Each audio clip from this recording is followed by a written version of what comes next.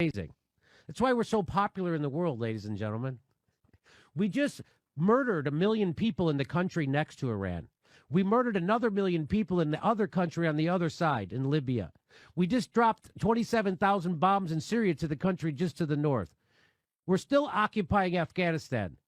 And someone else is a bad actor? We are the terrorists. The United States is the terrorists. And you want to know how I know? Here's Wesley Clark.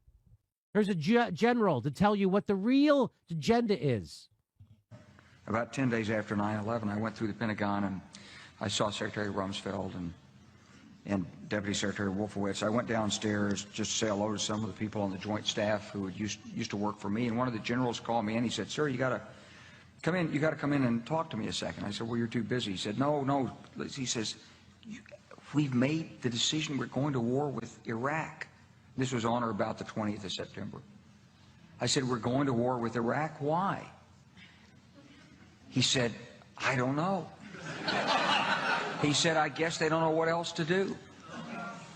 So I said, "Well, did they find some information connecting Saddam to Al-Qaeda?" He said, No. He says, "There's nothing new that way. They've just made the decision to go to war with Iraq."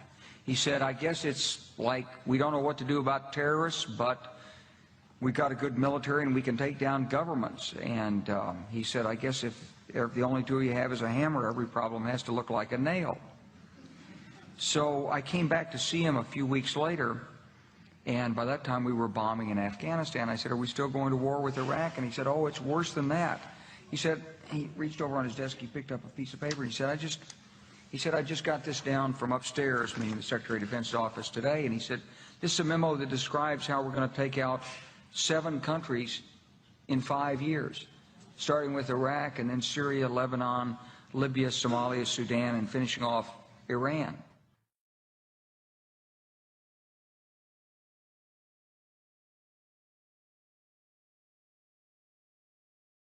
And now you know the rest of the story. Why did we invade Iraq? That's why. Why did we invade Libya? That's why. Why did we invade Syria? That's why. Why is our military in the Sudan, in Somalia? That's why. This is all about imperialism. That's why. It's all about oil, natural resources, and corporate profits.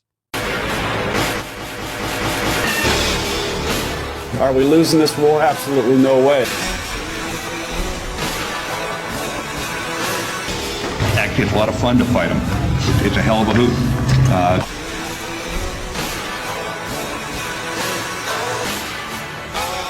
Nobody can be Robert E. Lee. You'll never forget that we are guests in your country.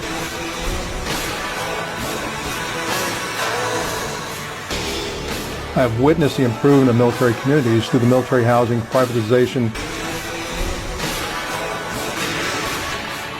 I love my job. I'm passionate about it.